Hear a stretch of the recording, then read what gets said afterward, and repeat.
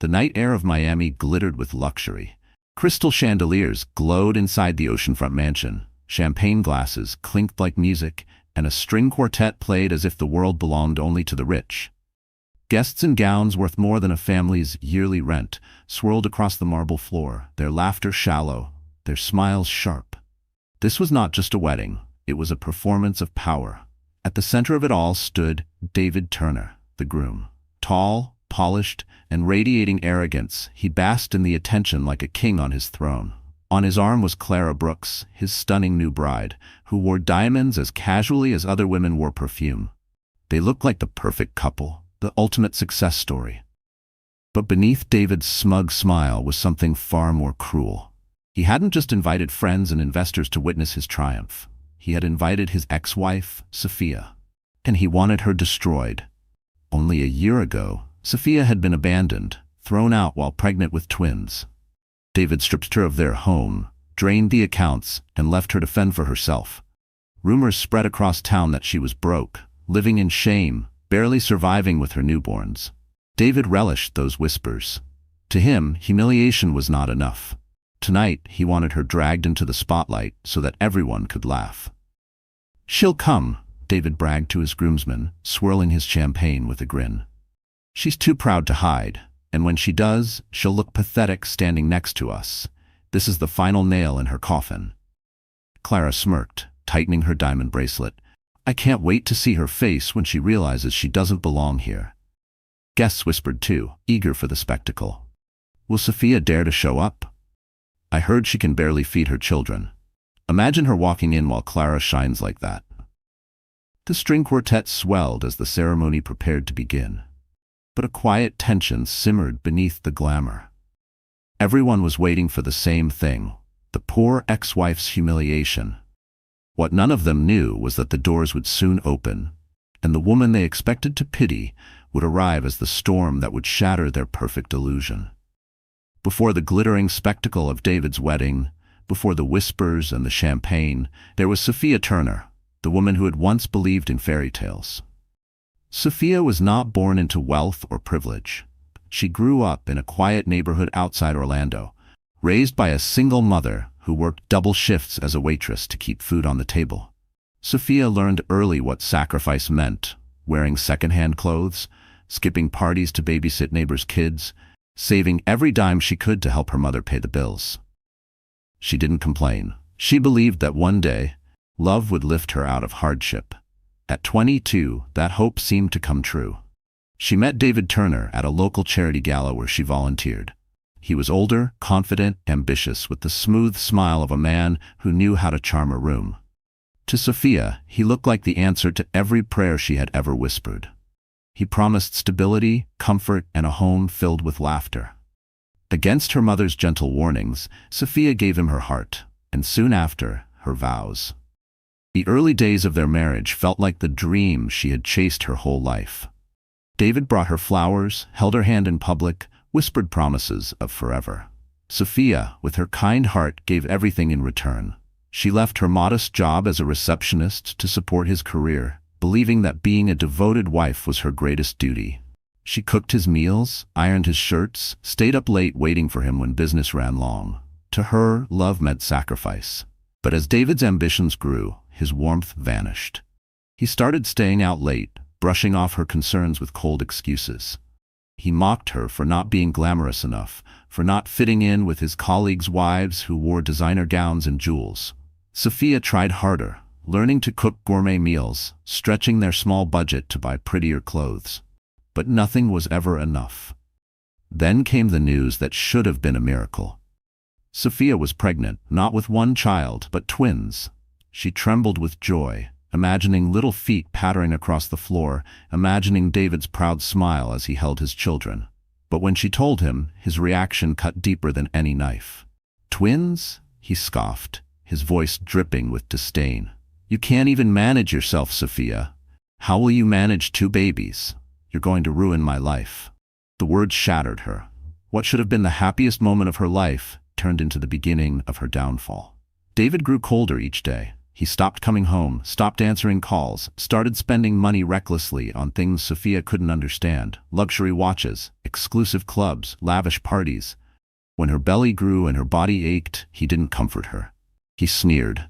And then, one rainy night, he delivered the final blow. "I'm done," he said flatly, tossing his suitcase at her feet. "Take your things and go. I don't care where. Just don't stay here." Sophia stood in the doorway, pregnant with twins, her tears mixing with the rain. He had taken their house, their savings, their future. All she had left was the beating of two small hearts inside her and the will to survive. From that night forward, her life became a series of battles. She slept on a friend's couch, worked part-time jobs despite her swollen belly, and endured the pitying glances of strangers. When her twins were born, a boy and a girl, she whispered to them through her tears, "I will protect you, no matter what it takes." The world may have labeled her as discarded, ruined, forgotten. But Sophia carried something David could never understand: resilience. And that resilience, sharpened by betrayal and polished by sacrifice, was quietly preparing her for the night when the world would no longer laugh at her, but stand in awe of her. The mansion overlooking Miami's shimmering coastline was transformed into a palace. Golden drapes cascaded down from the ceilings, chandeliers sparkled like constellations, and the scent of roses and lilies filled the air. Outside, a line of luxury cars glittered under the floodlights, each delivering another guest dressed in couture. The press called it the wedding of the year, and for David Turner, that was exactly the point. David stood near the grand staircase, sipping champagne with an air of triumph. His tuxedo was custom-tailored, his hair slicked back with precision, his every movement choreographed to scream success. He wasn't just marrying Clara Brooks tonight, he was cementing his new image. The struggling husband who once lived in modest apartments with Sophia was gone. In his place stood a man who believed he had finally arrived among the elite. Clara floated through the ballroom like a queen. Her wedding gown, dripping with crystals, shimmered with every step. Diamonds sparkled at her ears and wrists, catching the light in blinding flashes. Guests gasped at her beauty, photographers clamored for pictures, and Clara drank in every second. She wasn't just a bride, she was a spectacle. Together they basked in the glow of envy. Politicians clinked glasses with David, investors congratulated him, and socialites whispered that Clara was a perfect upgrade. Every glance, every smile, every shallow compliment added to David's smugness. But beneath the glamour, another current pulsed, one of cruelty. For David, this wasn't just about celebrating love, it was about revenge. He had mailed that invitation to Sophia with a smirk, imagining her walking in wearing some outdated dress, standing awkwardly in the corner while cameras captured her humiliation. He wanted her broken, so he could rise higher. Clara shared his hunger. "Do you think she'll come?" she whispered, her red lips curving into a sly smile. "She can't resist," David replied. "Pride will drag her here, and when she walks in, everyone will see the difference. She'll look pathetic, and we'll look untouchable." Clara's laughter was sharp as crystal. "Then let's make sure she sees every sparkle, every diamond. I want her to feel invisible." They rehearsed it like a performance. Clara dazzling in front of the cameras, David giving his toast, Sophia lurking like a shadow in the background. The thought thrilled them both. For Clara, it was about crushing a rival. For David, it was about erasing his past. As the string orchestra swelled, the ceremony prepared to begin. Waiters in white gloves carried trays of caviar, lobster tails, and champagne that flowed like water. Guests clinked glasses and murmured about business deals, but the whispers always circled back to Sophia. Will she dare to show her face? Imagine how desperate she must be to even come here. She was abandoned with twins, wasn't she? Poor thing. The cruel curiosity of the crowd fed David's pride. He raised his glass and said loudly enough for nearby guests to hear, "Let's toast to new beginnings. Better, brighter beginnings. Tonight, I bury the past for good." The guests laughed and clapped, unaware of the storm waiting just beyond those golden doors. David's empire of arrogance stood tall that night, polished with gold and champagne. He believed he had scripted the perfect play. Sophia as the tragic figure, Clara as the dazzling prize, and himself as the triumphant groom. But what he didn't know was that his stage was about to collapse. The very humiliation he plotted would soon become the night of his greatest disgrace. To the glittering guests in the mansion, David Turner looked like the perfect groom. Confident, successful, and utterly in love with his radiant bride. But those who had seen him behind closed doors would have told a different story. David's ambition had always been laced with cruelty, and tonight was the crown jewel of his arrogance. When David first met Sophia, he had little more than promises and charm. Her devotion kept him afloat, her sacrifices gave him stability, and her quiet love steadied his reckless dreams. But as soon as his business started turning a profit, he began to see her differently. Not as a partner, but as dead weight. He started pointing out her flaws, little by little. "Why can't you dress like the other wives? You never know the right things to say at parties. You'll hold me back." His words cut deeper than any knife. By the time Sophia carried their twins, his mask slipped completely. "You're ruining my life," he spat one night, slamming the door while she cried alone. Throwing her out wasn't just an act of coldness, it was a calculated decision. In his mind, she was baggage, a reminder of the years when he struggled. He wanted to erase her, to rewrite his story as if she never existed. Enter Clara Brooks. Clara was everything Sophia was not, at least in David's eyes. She was glamorous, ambitious, and well-connected in elite circles. Though her modeling career had never reached the heights she craved, she knew how to dazzle a room.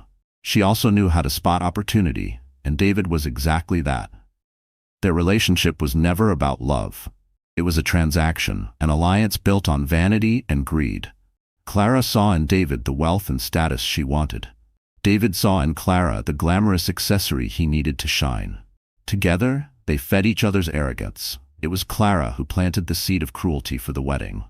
"Invite her," she whispered one evening as they lounged in their penthouse, sipping champagne. "Let her see what she lost. Let everyone see what you gained." David grinned at the thought. "Imagine her walking in, looking cheap and tired, while you glow like this. It'll be perfect." Clara's smile sharpened. "And let's make sure the press notices. I'll tell the photographers exactly where to look. She'll stand there, invisible beside us, like a ghost haunting your success." They rehearsed it in their minds like a stage play. David would raise his glass, thanking the crowd for supporting him when others couldn't. Everyone would know who he meant. Laughter would ripple through the ballroom. Sophia would crumble, and Clara would shine brighter than ever. To David, it wasn't enough to succeed. He needed Sophia's public humiliation to validate his rise. For Clara, it wasn't enough to win. She needed to crush the rival who once had what she wanted. As the night unfolded, they strutted through the ballroom arm in arm, feeding off each other's pride. Guests admired their boldness, though some whispered uneasily. But neither David nor Clara cared. They believed they were untouchable, destined for endless indulgence. What they didn't realize was that the trap they had set was about to snap shut, not on Sophia, but on them. Because the woman they dismissed as weak had transformed into a force they couldn't imagine. And the empire they flaunted was built on sand, waiting for the tide to wash it all away. The grandeur of the wedding wasn't only meant to impress, it was designed as a weapon. Every crystal, every diamond, every flicker of the chandeliers had been carefully orchestrated to send a message. David Turner had won, and Sophia, his ex-wife, had lost. The plan had been whispered into existence months earlier in late-night conversations between David and Clara. While the florists arranged roses and the caterers planned 5-course meals, the couple sat in their penthouse, sipping champagne and plotting cruelty. "Are you sure she'll come?" Clara asked one evening, lounging on a velvet sofa, her manicured nails glittering under the city lights. "She'll come," David said with absolute confidence. "Sophia's pride won't let her stay away. She'll want to see me, to see what she missed. And when she does," he leaned back with a grin, "she'll crumble." Clara smirked. "Good, because when she walks through those doors, I want her to feel like she doesn't belong. Everyone will see her for what she is, a nobody." They rehearsed every detail. David imagined Sophia entering the ballroom in some outdated dress, clutching a purse she bought secondhand. He pictured her standing awkwardly at the back while photographers clamored for shots of him and Clara, radiant in her gown. The unspoken comparison would be brutal. Sophia as the pitiful ex-wife, Clara as the dazzling bride. But Clara wanted more than comparison. She wanted annihilation. "Let's make sure the press gets a shot of her," she said. "I'll tell the photographers where to look. We'll smile for the cameras with her standing right there, like a shadow from your past. The headlines will write themselves." David loved the idea. "And after the vows, I'll make a toast," he added. "Something subtle, but sharp. I'll thank everyone who stood by me when others didn't. Everyone will know who I mean. They'll laugh behind their glasses and she'll break." Even the seating chart reflected their cruelty. David ordered the planner to leave a chair empty near the back, just in case the ex-wife shows up. He instructed the maitre d' to seat her near the most vicious gossips in town, women who would waste no time spreading whispers. Clara ensured her own table was placed in the spotlight, glowing like a queen, while Sophia, if she dared come, would shrink into invisibility. "By the time the night is over," Clara whispered, "no one will even remember her name." David chuckled darkly. "Exactly. Tonight isn't just our wedding, it's her funeral." They believed their trap was perfect. The invitations had been sent with gold trim, deliberately tempting Sophia's pride. Rumors had already been planted, whispers about her poverty, her struggles as a single mother, her loneliness. Guests arrived, expecting to see her at her lowest, eager for the spectacle. But what neither David nor Clara could imagine was that Sophia had changed. The woman they remembered, tired, discarded, and broken, no longer existed. In her place was someone stronger, someone who had endured sleepless nights, cruel gossip, and endless sacrifice. The trap they built so carefully was still waiting. But the moment Sophia walked through those doors, it wouldn't snap shut on her. It would snap shut on them. The invitation sat on her kitchen table like a cruel joke. The thick cream card, embossed with golden lettering, glittered under the dim light of the tiny apartment. "David Turner and Clara Brooks request the honor of your presence." The words felt like knives pressed against Sophia's chest. For hours she stared at it, her fingers trembling, unable to throw it away, unable to accept it. She knew why he sent it. This wasn't an olive branch or a gesture of civility. It was bait. He wanted her to come, to watch him flaunt his new life while she stood in the shadows. He wanted her humiliation to be public, permanent. The twins slept in their crib nearby, their soft breaths the only comfort in the suffocating silence. Sophia rose and tucked a blanket tighter around them. Their cheeks were round, flushed with innocence, their tiny fists curled in dreams. They were her light in the endless darkness, but they were also the reason the darkness hurt so much. Tears blurred her vision as she sat back down. She remembered the night David had forced her out. 6 months pregnant, clutching her belly, she had begged him not to leave. He hadn't even looked at her. "You'll ruin my future," he said coldly. That sentence had replayed in her mind every night since. Now, here was his future, a lavish wedding with a younger, shinier bride. And he wanted her there to witness it, to prove to the world that she was nothing but a discarded mistake. Sophia buried her face in her hands, sobs shaking her body. "Why me?" she whispered into the quiet. "Why do I have to keep fighting?" The loneliness pressed on her like a physical weight. No husband, no family close by, no one to lean on. Just her and the 2 babies who depended on her for everything. Her mind wrestled with the decision. She could ignore the invitation, stay home, protect herself from the pain. But that meant surrender. That meant giving David exactly what he wanted. Her silence, her absence, her invisibility. Or she could go. She could walk into that ballroom, no matter how terrified, and face the people who whispered about her. She could show them she still existed. But in her heart, she feared what they would see. A tired mother in a plain dress, a shadow of the woman she used to be. The clock ticked past midnight. Sophia stood by the window, staring at the city lights flickering in the distance. They seemed so far away, like stars she could never reach. She thought of the girl she used to be, the girl who believed in fairy tales, who thought love could save her. That girl was gone. What remained was someone harder, bruised but breathing. As she held the invitation one last time, a new thought began to form. Not a whisper of defeat, but a flicker of defiance. Maybe David expected her to arrive broken. Maybe Clara wanted her to stand in the shadows. But what if she didn't? What if she walked in with her head high, carrying the strength that had kept her alive? She pressed the invitation against her chest and closed her eyes. For them, she whispered, glancing at her sleeping twins. I won't hide anymore. In that moment, Sophia didn't know how she would do it. She didn't know what she would wear, how she would afford to look presentable, or if she could even keep her composure.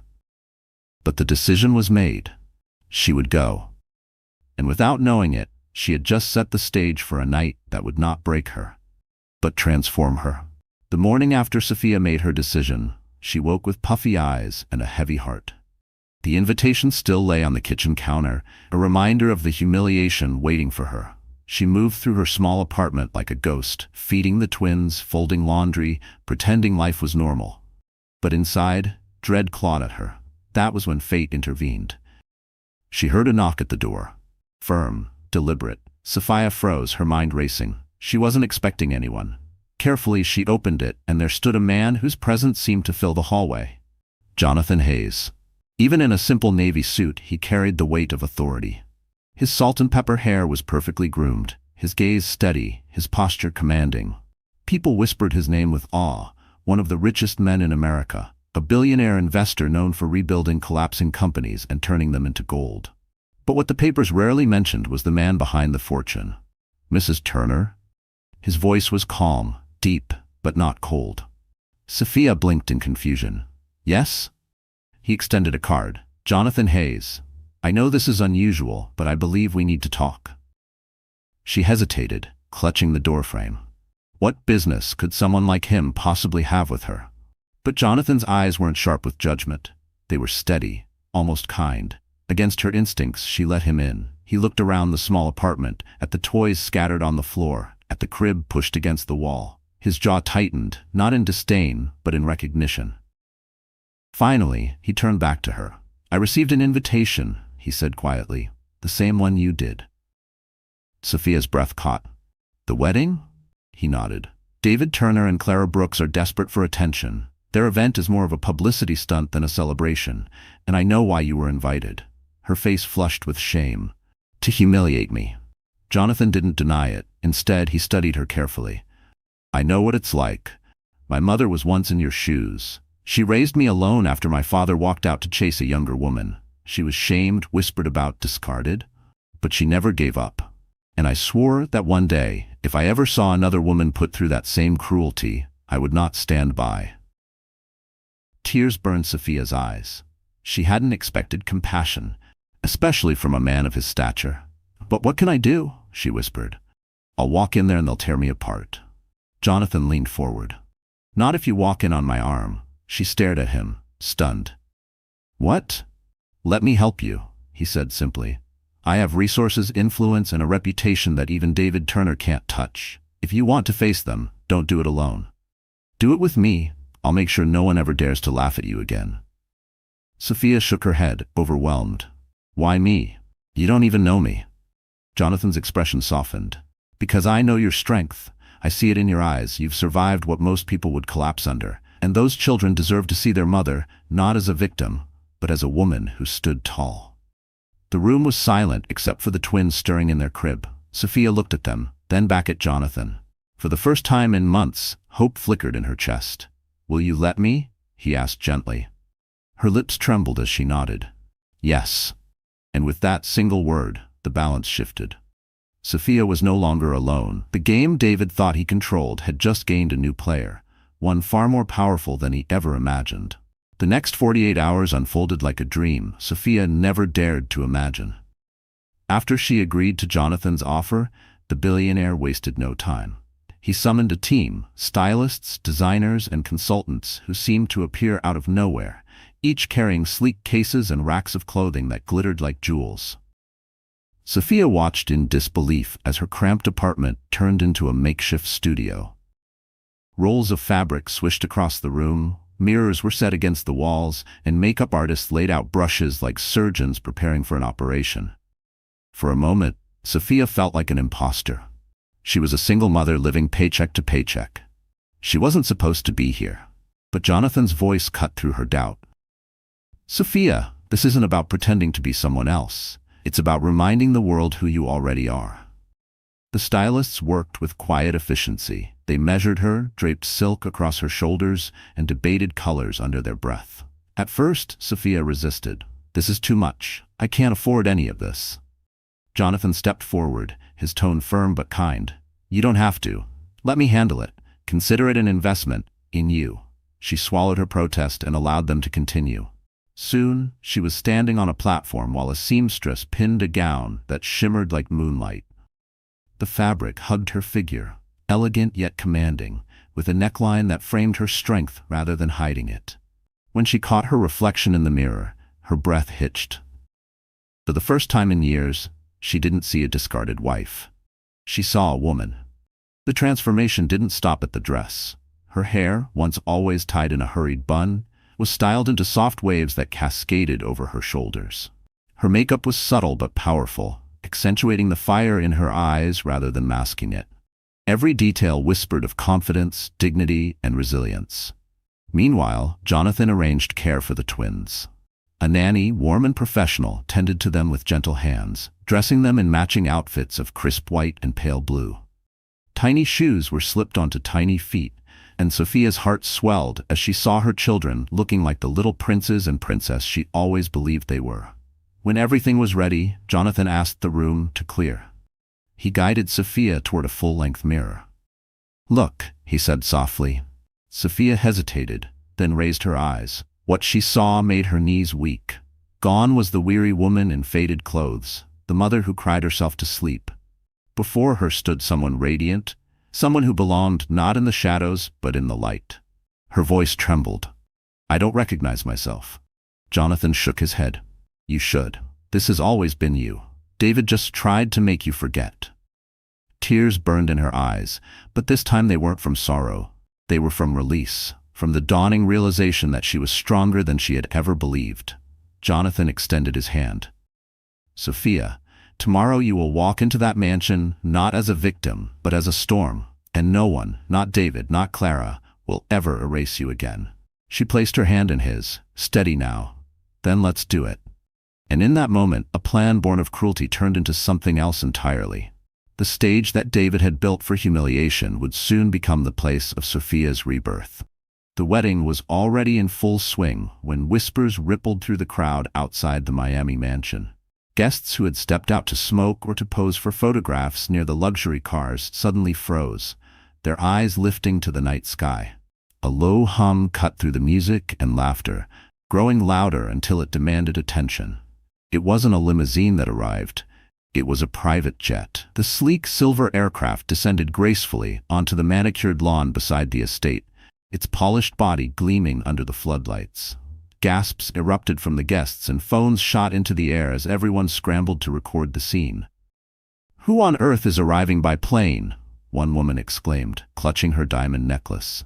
Inside the ballroom, word spread like wildfire. David, who had been holding Clara's hand for another round of photos, frowned when he saw guests rushing toward the windows. Clara leaned forward, her voice sharp. "What's going on?"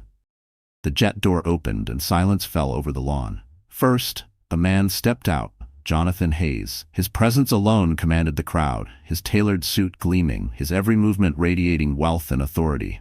The murmurs began at once. "That's Hayes, the billionaire. What's he doing here?" But it wasn't Jonathan who made jaws drop. Behind him, a figure appeared at the top of the jet's stairs. Sophia. She descended slowly, the moonlight catching the shimmer of her gown. Each step was measured, graceful, as though she had been born for this entrance. The silk fabric clung to her curves, her hair cascading in waves, her chin held high. In her arms, she carried her daughter, while Jonathan carefully lifted her son and held him close. The twins, dressed in white and pale blue, looked like cherubs, their innocence shining against the glittering backdrop. The crowd erupted in disbelief. "Is that Sophia Turner? She looks incredible." "No, it can't be." Sophia didn't flinch. For the first time in months, she didn't feel small. With Jonathan by her side and her children in her arms, she walked across the red carpet that had been hastily rolled out for them. Paparazzi lights exploded like fireworks, and every camera lens turned away from the bride inside the mansion to the woman who had just arrived like royalty. Inside, David's face drained of color. He gripped his glass so tightly it cracked. Clara, frozen in her gown of crystals, could barely speak. This wasn't supposed to happen," she hissed. David tried to laugh it off, but the sound was brittle. "It's a stunt," he muttered. "She's desperate for attention." Yet his eyes betrayed him. Fear, confusion, and a dawning realization that the trap he had set was collapsing before the ceremony had even begun. The doors of the mansion swung open as Sophia entered. Conversations died instantly.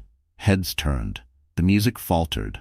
Every pair of eyes in the ballroom locked onto her, the woman who had been invited to be ridiculed, but instead arrived like a queen. Jonathan placed a steadying hand on her back.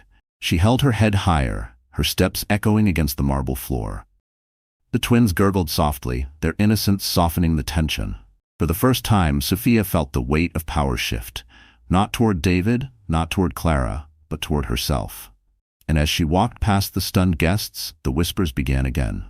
But this time, they weren't mocking, they were awed. "She's breathtaking. She's stronger than ever. She just stole the entire night." David clenched his fists at the altar, his perfect wedding unraveling before his eyes. The ballroom, once buzzing with laughter and champagne-fueled chatter, fell into a hush so thick it was almost suffocating. All eyes turned to the grand entrance where Sophia stood, framed by the golden doors of the mansion. The chandeliers above glittered down upon her like a spotlight, as if the entire universe had chosen this moment to crown her. The music faltered. The violinist dropped a note before quickly recovering, but it was too late. Nothing could pull attention away from Sophia. She looked radiant, her gown shimmering with every movement, her face calm yet resolute. In her arms, her daughter rested peacefully, while Jonathan Hayes carried her son with the ease of a man who had claimed a family as his own. Gasps echoed through the room. One woman whispered to her friend, "That's Sophia, the ex-wife? She looks magnificent." Another guest murmured, "And with Hayes? My God, she's standing next to one of the most powerful men alive." The whispers spread like wildfire. Awe, confusion, envy. Cameras flashed.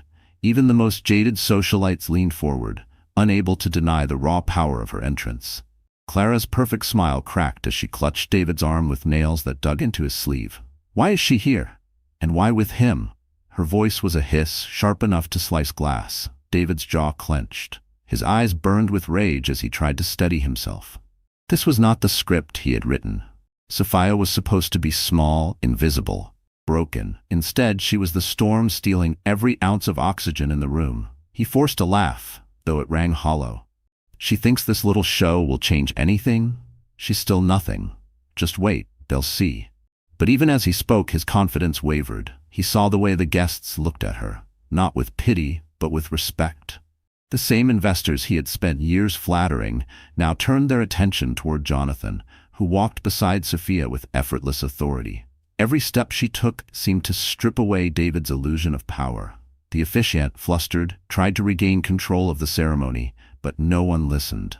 All eyes were locked on Sophia as she and Jonathan glided further into the room, her chin lifted high, her every movement deliberate. At that moment, David's fury boiled over. He slammed his champagne glass onto a nearby table, shards scattering across the floor. The sharp crack silenced even the whispers. Guests turned to him, startled by the sudden display. Clara's eyes widened. "David, stop! You're making a scene." But the damage was done. His outburst only emphasized the contrast. David unraveling in his own wedding, and Sophia, composed, glowing with unshakable strength. Sophia met his gaze across the room. For a brief, piercing moment, it was just the two of them, the man who had discarded her and the woman he thought would never rise again. She didn't speak. She didn't need to. Her presence was louder than any accusation. David looked away first. The guests noticed. They always noticed. And in that instant, the balance of power shifted irreversibly. Jonathan leaned down, his voice calm but carrying through the air. "Shall we take our seats, Sophia?" She nodded, her smile small but victorious. Together, they moved toward the front of the room, leaving a trail of stunned silence behind them. David gripped the edge of the altar, his knuckles white. His perfect night was slipping through his fingers, and there was nothing he could do to stop it. The officiant's voice tried to rise above the murmurs, but the ceremony had already lost its rhythm. The grand ballroom no longer revolved around the bride and groom. Every gaze lingered on Sophia, seated gracefully with Jonathan beside her and her twins cooing softly in their laps. It was a tableau of serenity, and it burned David alive. Unable to bear the shift in attention, he stepped forward, his smile stretched too tightly across his face. "Ladies and gentlemen," he announced, raising his voice as though he were reclaiming control of the room. "It seems we have unexpected guests tonight." The guests tittered nervously, sensing the tension but unwilling to look away. David's eyes locked on Sophia, sharp and venomous. "Welcome, Sophia. I see you've dressed up for the occasion. I didn't realize you still had the energy after. What was it? Struggling to raise 2 children on your own?" Gasps rippled through the crowd. Clara smirked, pleased with his cruelty. To them, this was the moment Sophia would shrink, humiliated before everyone. But Sophia didn't flinch, her chin lifted higher, her eyes unyielding. She didn't respond. She didn't need to. Jonathan spoke for her. Interesting. Jonathan's voice rang out, calm yet commanding, cutting through the whispers like a blade. "Because from where I stand, I don't see struggle. I see strength. I see a mother who has raised 2 beautiful children despite the odds, and now she does not walk alone." The crowd shifted uncomfortably, eyes darting between David and Jonathan. A billionaire's words carried weight, more than David had ever managed to wield. David scoffed, trying to recover. "Oh, please, don't tell me you've fallen for her little act. She's just a—" Jonathan's hand rose, silencing him without force, just presence. "Careful, Turner. Every word you say tonight is being watched, recorded, remembered. This isn't your private living room where you can throw away people like garbage. This is a room full of witnesses, and they're watching you unravel." The words struck like thunder. Guests nodded subtly, some even whispering agreement. David's face flushed red. Clara tugged at his sleeve, hissing, "David, stop. You're making it worse." Sophia remained poised, her hand resting gently on her daughter's back. Inside, her heart raced, but she refused to let David see it. For years, she had endured his insults in silence. Now she realized the silence was no longer hers to carry. Jonathan had given her a shield, and the weight lifted from her shoulders felt almost surreal. One older guest, a board member David had been courting for months, leaned toward another and muttered, "If Hayes is with her, Turner's finished." The murmurs grew louder. The trap David had set to humiliate Sophia was snapping shut, but on him. His attempt to paint her as pathetic had only highlighted her grace and his bitterness. Desperate, he forced a laugh. "Fine, enjoy your moment, Sophia, but let's not forget who left who.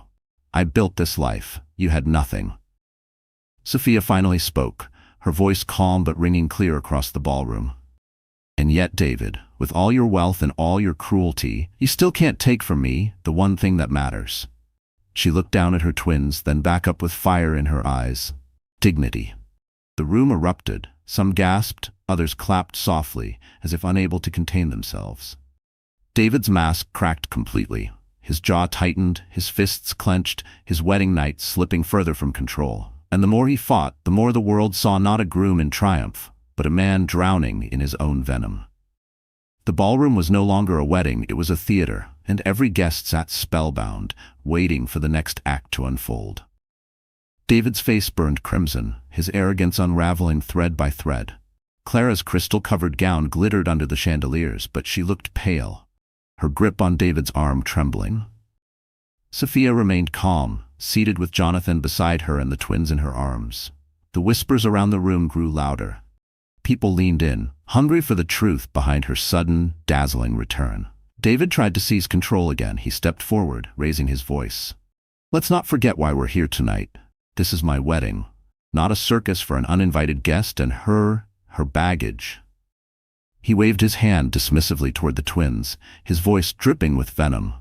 The cruelty sliced through the air. A few guests gasped. Others shifted uncomfortably.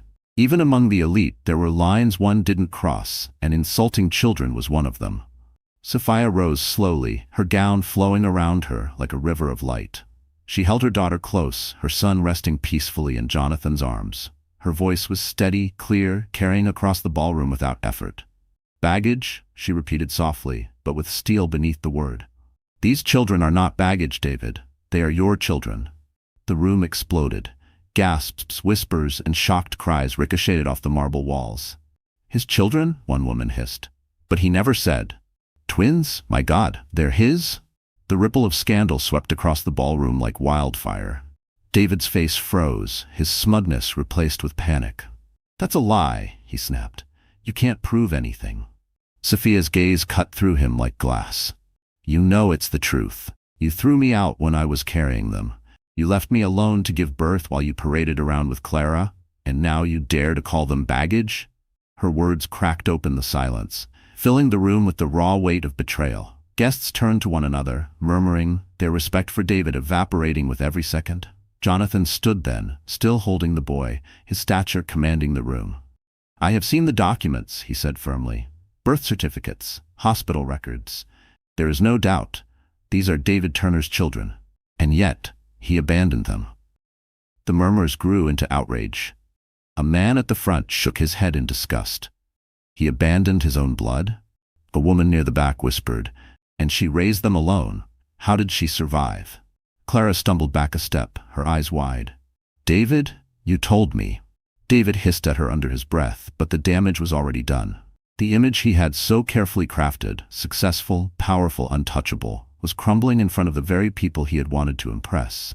Sophia held her head high, her voice unwavering. "I may have been poor.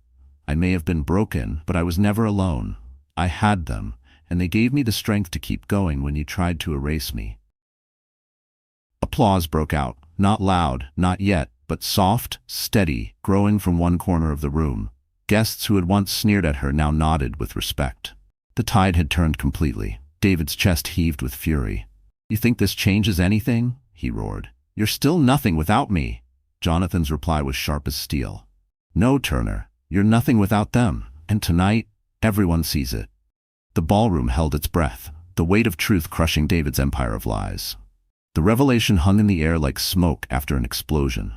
David's fury radiated across the ballroom, but no amount of shouting could drown out the whispers now spiraling through the crowd. Every guest, politician, investor, socialite, was buzzing with scandal. "His children?" a senator muttered, his face twisted in disgust. "And he abandoned them?" An heiress shook her head, clutching her pearls.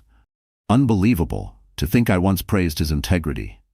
David's empire was built on perception, on charm, deals sealed with handshakes, and the illusion of stability. That illusion shattered in seconds. Investors who had flown in for his wedding now eyed him with suspicion, murmuring among themselves. Some pulled out their phones, firing off messages to business partners. Stockholders didn't wait for explanations. They smelled rot in the air, and no one wanted to sync with him. Jonathan Hayes, standing tall beside Sophia, understood the power of silence. He didn't gloat, didn't raise his voice. He simply held her son, calm and collected while the storm consumed David. That quiet dignity only amplified Sophia's strength. Clara, her face pale beneath layers of makeup, stepped back from David. The perfect bride began to crack. "David, you lied to me," she hissed. "You said you didn't have children." "Clara, this isn't—" David tried, but she yanked her hand from his grip. "Don't touch me." Her voice rang out, sharp and panicked. "You humiliated me in front of everyone. I won't be a fool." Gasps rippled as she turned away, her train dragging across the marble floor. The bride was abandoning the groom before the vows were even finished. Photographers swarmed, flashes bursting like fireworks. "This is history," a journalist whispered to his colleague. The wedding of the year just became the scandal of the decade. David tried to salvage the moment, raising his hands desperately. "Listen, everyone, she's lying. Sophia's just bitter, trying to ruin my happiness. You all know me. You know I'm a man of honor." But the room answered with silence. Not a single clap, not a single nod of agreement. Instead, guests turned their backs. Some whispered curses under their breath. Others walked out, their heels clicking against marble as if hammering nails into his coffin. One of his key investors, Mr. Langford, stepped forward. "Honor?" he sneered. "You let your wife raise your children alone while you threw money at a mistress? That's not honor, Turner. That's disgrace." He dropped his champagne glass into a nearby bucket with a deliberate crash before storming out. One by one, others followed. Each exit was another crack in David's crumbling empire. Clara's friends circled her, consoling the runaway bride as if she were the true victim. No one defended David. Not one. Sophia stood quietly, her daughter resting peacefully on her shoulder. She didn't gloat, didn't shout. She let the truth speak for itself, and the truth was more powerful than any revenge she could have scripted. David's voice broke as he screamed after the departing crowd. "You'll regret this. I made all of you rich. You can't turn on me." But they already had. Jonathan's deep voice cut through the chaos, calm yet final. "The only one who should regret anything, Turner, is you." Every camera in the room captured the image. David trembling, abandoned, a groom without a bride, a man stripped bare in front of the world. And beside him, Sophia, serene, untouchable, radiant with the dignity he could never destroy. The public backlash wasn't waiting outside the doors. It had already begun. Here and now. The ballroom was chaos, guests leaving in waves, whispers spiraling like smoke, and cameras flashing without pause. But amid the storm, Clara Brooks stood frozen, her glittering gown suddenly feeling like chains wrapped around her body. She had entered this marriage with visions of wealth, influence, and prestige. David Turner was supposed to be her ticket into the elite, her guarantee of power. But now, in front of hundreds of witnesses, she realized she wasn't marrying a king. She was tethering herself to a sinking ship. Her chest tightened as she replayed Sophia's words in her mind. "These children are your children." The twins' resemblance to David was undeniable. The same sharp jawline, the same piercing eyes. How had she been so blind? Or perhaps deep down she had always known. The whispers around her were merciless. Poor Clara, tricked into marrying a liar. Imagine being blindsided like that. She deserves better than a man who abandons his own kids. Clara's perfect smile cracked completely. Her hands trembled as she pulled away from David. He grabbed her wrist in panic. "Don't you dare embarrass me," he hissed. "Not now. Not in front of them." Her eyes flashed. "Embarrass you? You humiliated me the moment you hid those children. You made me look like a fool." The guests gasped. The microphones of reporters caught every word. Clara's voice rang out, clear and sharp as crystal. "You lied to me, David. You lied about everything. You told me she was nothing but a bitter ex-wife, that she was weak, pathetic. And yet here she stands, stronger than I'll ever be, while you unravel like a coward." The silence that followed was deafening. All eyes bore into David, his face pale and twitching with rage. Clara ripped the diamond ring from her finger, the one he had given her with such arrogance, and tossed it onto the floor. It clinked against the marble, the sound echoing like a gavel delivering a sentence. "I won't be chained to a man who abandons his children," she declared. "I won't marry you, David Turner." The ballroom erupted in murmurs and applause. Some guests even stood, nodding in approval, as if Clara's rebellion was the final confirmation of David's downfall. David lunged forward, desperate to stop her, but Jonathan stepped smoothly between them, his broad frame a barrier of authority. "Enough," Jonathan said coldly. "She's made her choice. Let her go." Clara met Sophia's gaze across the room. For the first time, her eyes softened, not with kindness, but with acknowledgement. A silent message passed between them. "You won." With that, Clara lifted her chin, gathered the train of her gown, and strode out of the ballroom. Reporters swarmed her, cameras flashing like lightning. She didn't look back. David stood trembling, abandoned by the very woman he thought would secure his place among the powerful. His bride had walked away, his guests were fleeing, and his empire of lies crumbled around him. Sophia remained seated, calm and unshaken, her children nestled close. She didn't need to gloat. The truth had spoken louder than vengeance ever could. For David Turner, the wedding that was meant to humiliate his ex-wife had become his own public execution.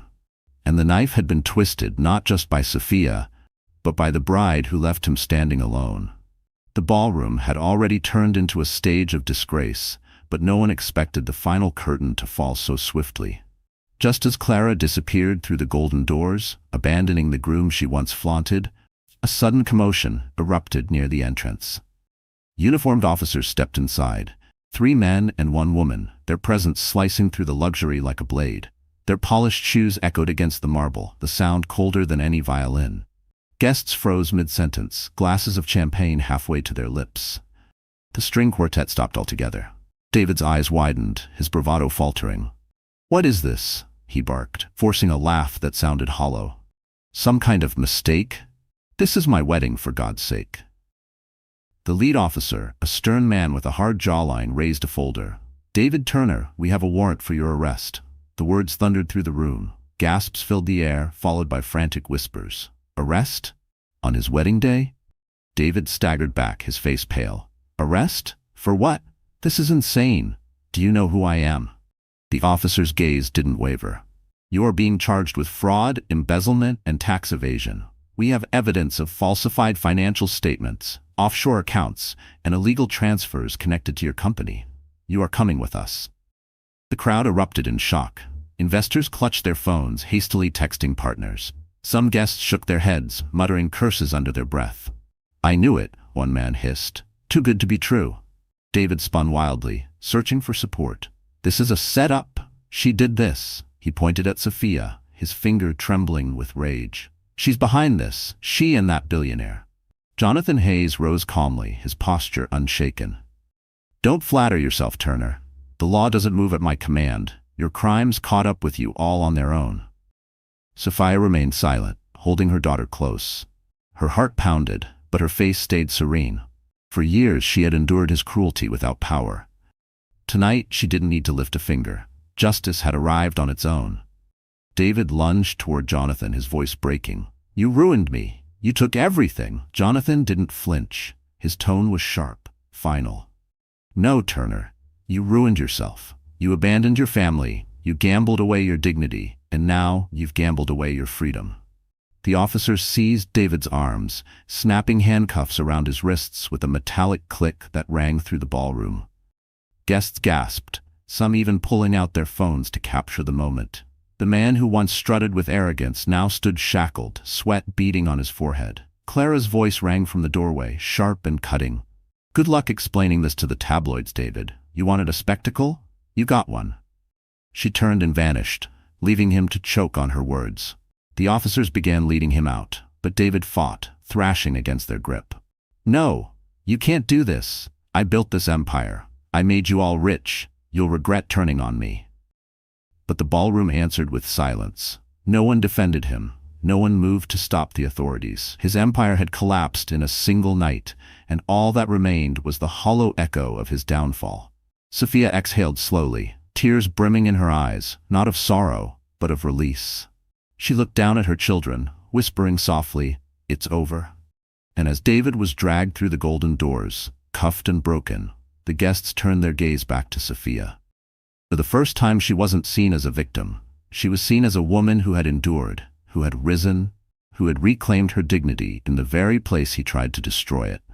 The ballroom, once filled with chaos and scandal, grew eerily quiet after David was dragged away in handcuffs. The echo of the doors slamming shut seemed to seal not just his fate, but an entire chapter of Sophia's life. For a moment, time stood still. Guests shifted uncomfortably, some whispering, some staring in awe at the woman who had just outshone the richest diamonds in the room without even trying. Sophia sank back into her chair, her twins nestled close. Her son reached for her necklace, tugging playfully, while her daughter pressed a tiny hand against her cheek. The innocence of their touch undid the dam she had held back for years. Her chest tightened, and before she could stop herself, tears spilled down her face. But these were not tears of humiliation. They were not the desperate sobs of a woman abandoned in the rain or the silent cries of a mother rocking her babies to sleep in a lonely apartment. These tears were different. Tears of release, of victory, of a soul finally unburdened. Guests watched, stunned by the rawness of the moment. Some dabbed their own eyes, overwhelmed by the unexpected beauty of seeing strength and vulnerability intertwine. Jonathan leaned closer, his voice low and steady. "Sophia, you don't have to hold it in anymore. Not here. Not tonight." She shook her head, her lips trembling. "I thought I'd never be free of him. Every day I carried his words, his cruelty, like chains around my neck. And now—" She looked toward the doors where David had been taken. "Now those chains are gone." Her tears fell onto her daughter's tiny hand. The little girl giggled, unaware of the storm that had passed. Sophia laughed softly through her tears, a sound that carried both fragility and triumph. The applause began softly, from one guest, then another. Soon the entire ballroom joined in, clapping not for scandal, not for spectacle, but for her. For the woman who had endured abandonment, poverty, gossip, and humiliation, yet still stood tall with dignity intact. Sophia pressed her forehead against her son's hair, inhaling the sweet scent of baby shampoo. "I did it for you," she whispered. "I survived for you." Jonathan placed a reassuring hand over hers. His eyes glistened, though his composure remained steady. No, Sophia. You survived because you are stronger than anyone gave you credit for. You saved yourself first, and that is why you can save them too. She looked at him, truly looked, and for the first time in years she allowed herself to believe she was not alone. The moment stretched, fragile and luminous. Around them the grandeur of the ballroom seemed to fade. No chandeliers, no crystal glasses, no whispers of the wealthy mattered anymore. What mattered was the quiet victory of a mother who had fought the hardest battles in silence and had finally won. Sophia wiped her cheeks and lifted her chin. The tears were gone, replaced by a new light in her eyes. Resolve. She would not just survive anymore. She would build, she would rise, and she would show her children that dignity and love could conquer even the darkest cruelty. The night that was meant to humiliate her had instead become her coronation. And as the applause swelled, Sophia realized something she had never dared to believe. She was no longer defined by what David had taken from her, but by what she had reclaimed for herself. The applause in the ballroom eventually softened, leaving behind a hum of admiration and reverence that lingered in the air. Sophia dabbed her eyes with a silk handkerchief, trying to steady her breath. She had faced storms and survived, but nothing could have prepared her for the silence that followed, the silence of being truly seen. Jonathan Hayes stood beside her, one arm still cradling her son as though he were his own flesh and blood. His presence was steady, grounding her in the middle of the whirlwind. When the last claps faded, he turned to her, his expression solemn yet tender. "May I?" he asked softly, gesturing toward the center of the room. Sophia blinked, startled. "What do you mean?" Jonathan extended his free hand. "Walk with me." "Just a moment." Hesitant, she placed her daughter in the arms of the nanny Jonathan had arranged earlier, then slipped her hand into his. Together they stepped forward, the crowd parting instinctively, as though recognizing that something important, something beyond spectacle, was about to happen. Jonathan stopped beneath the chandelier, its golden light casting a halo over them. He handed Sophia's son gently to the nanny, then turned fully to her, his gaze piercing yet warm, locked with hers. "Sophia," he began, his voice deep but unshaking, "I've spent my life building empires. I've negotiated with kings, billionaires, and governments, but never, not once, have I stood in a room and felt as humbled as I do tonight." Her breath caught. "Jonathan." He raised a hand, silencing her gently. "I watched you walk in here with grace after everything you've endured. I saw the strength in your eyes, the dignity you carry even when the world tried to strip it away. And I knew something with absolute certainty. I cannot let this moment pass without telling you the truth." Sophia's heart pounded. The room was silent, every guest hanging on his words. "I don't just admire you," Jonathan said, his voice firm. "I care for you. I want to stand beside you, not just tonight, not just in this fight, but for as long as you'll let me. I want to protect you, support you, and give those children the life they deserve. Not as charity, not as pity, but because I believe in you, Sophia. And because his voice softened, almost breaking, because I've fallen in love with you." Gasps swept through the room. The same society that once came to witness her humiliation now stood witness to something entirely different, a declaration of love that was as raw as it was powerful. Sophia's knees threatened to buckle.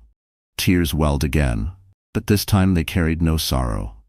"Jonathan, you don't have to." "I know I don't have to," he interrupted gently, "but I want to. I choose you, Sophia, you and your children. If you'll have me, I will devote everything I am to making sure you never stand alone again." The ballroom seemed to fade until it was only them, two souls who had both known loss, now daring to imagine healing together. Sophia's lips trembled. For so long she had built walls to protect herself from more pain, but looking into Jonathan's steady gaze, she felt those walls crumble, not from weakness, but from finally feeling safe enough to let them fall. Her whisper was barely audible, yet it carried louder than a shout. "Yes." And the room erupted, not in scandal but in thunderous applause. The ballroom, which only an hour ago had been charged with scandal and venom, now pulsed with something entirely different: hope. The applause following Jonathan's confession had not died down quickly. Instead, it swelled, rolling like waves across the room. Guests who once came for gossip now found themselves caught in something greater, something unforgettable. Jonathan took Sophia's hand, bowing slightly, his voice rich and steady. "May I have this dance?" Her heart skipped. For a moment the old fear tugged at her. Fear of judgment, fear of stepping into the spotlight again. But when she looked at her twins, giggling in the nanny's arms, and then back into Jonathan's unwavering gaze, she realized this was not about fear anymore. It was about freedom. "Yes," she whispered, her voice carrying like a vow. The string quartet, sensing the moment, began to play. It wasn't the stiff, traditional march they had prepared for David and Clara. Instead, the notes of a tender, soaring melody filled the air, wrapping the room in warmth. Jonathan led her to the center of the marble floor. The chandeliers cast a golden glow, turning the ballroom into a dream. He placed one hand at her waist, the other clasping hers, steady and sure. Sophia lifted her chin, her gown flowing like water as she stepped into the rhythm. At first, her movements were hesitant, the weight of years of pain still clinging to her limbs. But Jonathan guided her gently, his confidence lending her strength. Step by step, the fear melted away. Her body remembered joy, remembered grace, remembered that she was more than the pain she had carried. Gasps echoed as the pair glided across the floor. Guests leaned forward, captivated. Some even began to cheer softly, their applause punctuating the music. The woman who was supposed to enter the night as a victim was now reborn as a queen before their very eyes. Sophia laughed, a sound so pure it startled even her. It wasn't the hollow laugh she once used to mask pain. It was real, bubbling up from a place she thought had long died. Jonathan smiled back, his eyes crinkling at the corners, as if her joy was the only thing he wanted in the world. When the music swelled, he spun her gracefully. Her gown shimmered, her hair caught the light, and in that moment, every scar of the past seemed to burn away. She wasn't the abandoned wife anymore. She was a woman who had survived betrayal, who had walked through fire, and who had emerged radiant. The twins clapped their tiny hands from the sidelines, their laughter ringing like bells. Guests melted at the sight, some wiping tears. It was no longer just a dance, it was a declaration. A declaration that love, dignity, and resilience could outshine cruelty and greed. As the final note faded, Jonathan drew her close, whispering for her alone. "This isn't just a dance, Sophia. It's the beginning of everything new." She leaned into him, breathless, her heart pounding with something she hadn't felt in years, hope, fierce and alive. The ballroom erupted in thunderous applause. Some guests even stood, cheering as if they had witnessed history, and in a way, they had. The night that was meant to break Sophia had become her coronation, her rebirth, her triumph. And with Jonathan's hand in hers and her children watching, she knew this was only the beginning. Outside the glittering mansion, the night air crackled with chaos. David Turner, once paraded as the image of success, was shoved into the back of a police car, his wrists bound in steel. Paparazzi swarmed like vultures, their cameras flashing relentlessly, capturing every angle of his fall. "David, is it true you abandoned your children?" "Turner, are you guilty of fraud?" "Where's your bride? Did she leave you?" The questions pummeled him like stones. He tried to shield his face, but every photograph told the story of a man undone, his tuxedo disheveled, his expression wild, his arrogance gone. By morning, the headlines spread like wildfire. From groom to criminal, David Turner arrested at his own wedding. The billionaire ally and the abandoned wife, how Sophia stole the spotlight. Clara Brooks walks out, bride leaves groom in scandal. Every paper, every news site, every whisper in high society carried his disgrace. Investors cut ties overnight, pulling millions from his collapsing company. Politicians who once toasted with him publicly denounced him. "We had no idea of his misconduct," they claimed, though many had ignored the signs. The television networks replayed the footage on endless loops. David shouting in desperation, Sophia's calm declaration about her twins, Clara's dramatic exit. Clips of Jonathan Hayes defending Sophia went viral, hailed as the epitome of honor. The internet crowned Sophia a symbol of resilience. David, meanwhile, became a meme. His furious face, twisted in humiliation, was plastered with captions, "When you realize your ex-wife outshines you at your own wedding." Another read, "David Turner, from tuxedo to taxpayer-funded jumpsuit." In prison, the reality of his downfall settled in. Gone were the tailored suits, the private jets, the crowds who once applauded his every move. He was just another inmate, stripped of his name, his wealth, his pride. The same hands that once signed million-dollar deals now clutched a metal food tray. The same voice that once commanded boardrooms now shouted into the void of a cell block, unheard and unimportant. Clara refused all contact, filing for annulment before the ink on the police report had dried. Investors filed lawsuits, clawing back every cent he had stolen. Even former friends testified against him, eager to protect themselves. And perhaps worst of all, David was forgotten, not with silence, but with mockery. High society laughed at his name, telling his story as a cautionary tale at cocktail parties. The man who once craved attention became the punchline of every joke. Inside his cell, David replayed that night again and again. He remembered the way Sophia had looked at him, calm, unbroken, radiant. The image haunted him, a reminder of everything he had tried to erase but couldn't. For the first time, he realized he hadn't just lost his wealth or his bride. He had lost the war he had waged against her dignity. And that loss was permanent. Back in Miami, Sophia's story became legend. She wasn't just the woman David abandoned, she was the woman who rose above him. She was no longer whispered about in pity, but celebrated in admiration. And every headline, every cheer for her, was another nail in the coffin of David Turner's legacy. The world had watched him build an empire of arrogance. Now, the world watched it crumble into dust. And David Turner, once obsessed with proving his power, was left with nothing but the bitter truth. He had destroyed himself. The weeks after David's downfall unfolded like the slow opening of a long-locked door. For Sophia, each day felt lighter, as though the shadows that once haunted her had finally receded. The newspapers no longer called her the abandoned wife. Now they wrote of her strength, her dignity, her resilience. But Sophia did not bask in fame. Her heart was with her twins, who were finally free from the cloud of shame their father had cast. Each morning she woke to their laughter, their tiny hands reaching for her face, their innocence a reminder of why she had endured everything. Jonathan was never far. He visited often, not as a savior, but as a partner, someone who walked beside her, steady and unwavering. He insisted that she and the twins move into one of his estates, a home with wide gardens where the children could run freely, a place filled with warmth instead of fear. At first, Sophia hesitated, afraid of depending on another man. But Jonathan's words lingered. Not pity. Choice. Slowly, she allowed herself to believe him. One afternoon, standing in the garden while her twins chased butterflies, Jonathan approached. "I've been thinking," he said. "We should build something together.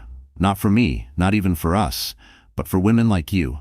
Women who've been silenced, shamed, or abandoned. They deserve the same chance you fought for." Sophia's eyes widened, her heart swelling. "A foundation?" He nodded. "A place where single mothers can find support, resources, and dignity. Let's give them what no one gave you." Tears pricked her eyes, but this time they carried hope. "Yes," she whispered. "Let's do it." News of the foundation spread quickly. Donations poured in, not because of Jonathan's fortune, but because of Sophia's story. Women from every corner of the country wrote letters, thanking her for giving them courage. She read each one, her heart aching and healing with every word. On the day of the foundation's opening, Sophia stood at the podium with Jonathan by her side and her twins in the front row. Cameras flashed, but she no longer feared them. She lifted her chin, her voice strong, her words echoing across the hall. "I was once told I would never matter," she began, "that I was nothing without the man who left me. But I stand here today to tell every woman, you are not defined by who walks away. You are defined by your strength, your love, your refusal to give up. If I could survive, so can you. And together we can build something better." The audience rose in thunderous applause, some with tears streaming down their faces. Sophia looked down at her children, who clapped their tiny hands with glee, unaware of the history their mother was making. She smiled through her tears, feeling a peace she had thought she would never know. Jonathan leaned in, whispering softly, "You've given them hope, and you've given me something I never thought I'd find again, family." Sophia turned to him, her eyes shining. For once, the future didn't frighten her. It called to her, bright and boundless. The story that began with betrayal ended not in despair, but in triumph. The woman who was meant to be humiliated had become a symbol of strength, justice, and rebirth. And as the applause rose again, Sophia whispered to herself a promise, not just for her, not just for her children, but for every woman who had ever been told she was less. Never again, she vowed. Never again will I let anyone take my dignity. It wasn't just an ending. It was the beginning of everything new. So that's how the story ends. But you know what? If you're still here with me right now, it means something about Sophia's journey touched you. Maybe in ways you didn't even expect. And honestly, that says a lot about you. Because stories like this aren't just entertainment. They're mirrors. They remind us of what we've been through, what we're still carrying, and what we're capable of overcoming. Sophia's strength wasn't about revenge. It was about reclaiming her dignity, her peace, her life. That's the real victory. And it echoes something the Stoics always believed. You may not control what happens to you, but you can always control how you respond. Marcus Aurelius said, "The impediment to action advances action. What stands in the way becomes the way." That's exactly what happened here. The very thing meant to break her became the fire that rebuilt her. So maybe you're going through something heavy right now. Maybe people counted you out. But if Sophia's story teaches us anything, it's this. You're not finished. You can rise. If this story spoke to you, my friend, do me a favor. Hit that like button, share this with someone who might need it, and subscribe so we can keep walking through these powerful stories together. You're not alone.